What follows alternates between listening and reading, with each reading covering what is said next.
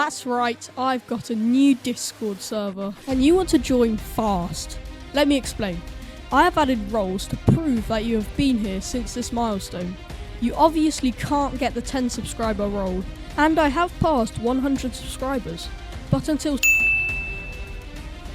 you will get the 100 subscriber badge when joining.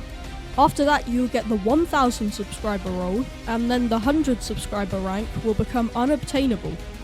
These ranks give you perks like standing out from the rest and proving you're an OG, and they give you access to elite chats.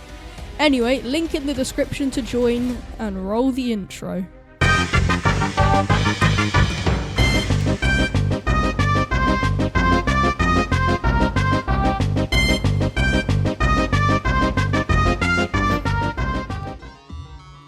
Polluted Wastelands, in theory, it's the second hardest game mode in Tower Defense Simulator. I know this footage isn't the Christmas event, but I don't have enough content for that yet. Anyway, for my loadout this game, I brought Farm, Accelerator, Jester, Toxic Gunner, and Necromancer.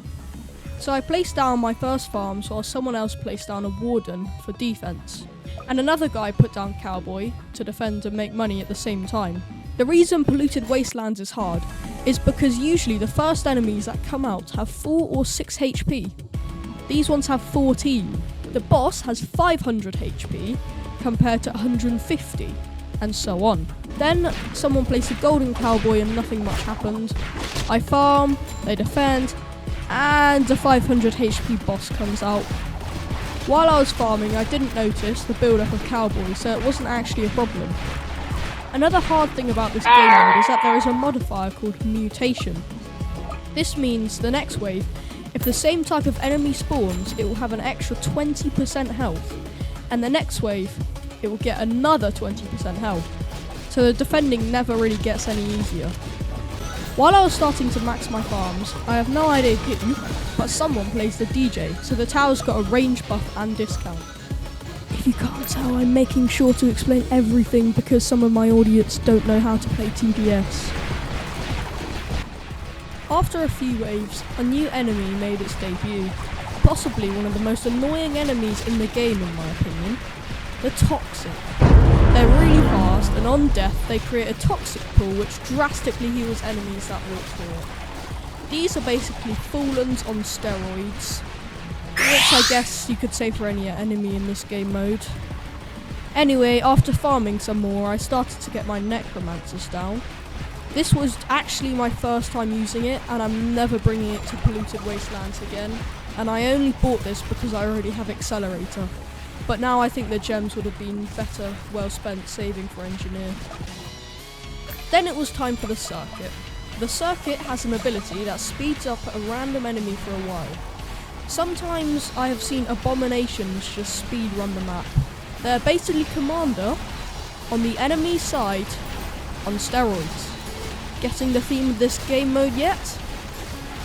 But the Jester has a confusion bomb, and when it hits the enemy, it has a chance to go backwards, and sometimes the circuits will power up and then rush backwards, which is really helpful for us. We'll need all the help we can get.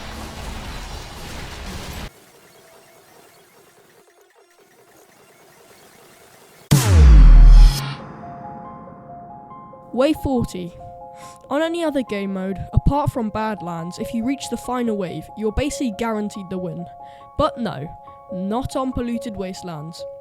Despite the long map, the nuclear monster has a lot deadlier abilities than any of the other bosses and a whopping 1.5 million HP, making it the strongest boss to ever exist in Tower Defense Simulator.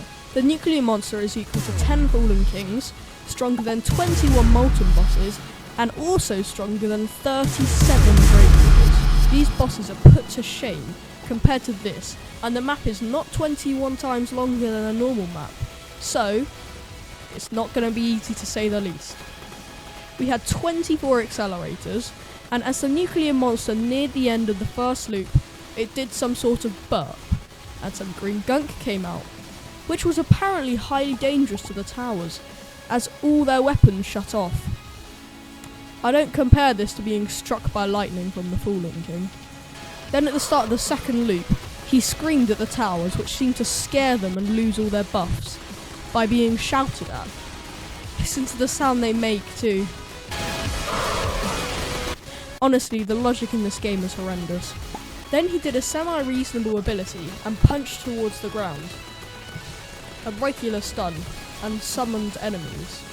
Then shouted again, then spawned more enemies, then stunned all the towers again. Because he used all these abilities in such a short amount of time, the enemies he summoned were able to slip right through the stun defenses, causing us to lose. Anyway, fast forward to attempt 2. This time I replaced Necromancer with Golden Pyromancer because Necromancer's not great. And instead of accelerators, as we had lots of them, I focused on placements and micro ingesters, as if all 8 jesters surround the boss, it basically can't move. And then once it gets past them, if you move all 8 jesters with it, the boss can't move again. And sure enough, we pulled a win. Also, the DJ had been playing some questionable custom music the whole way through this second match.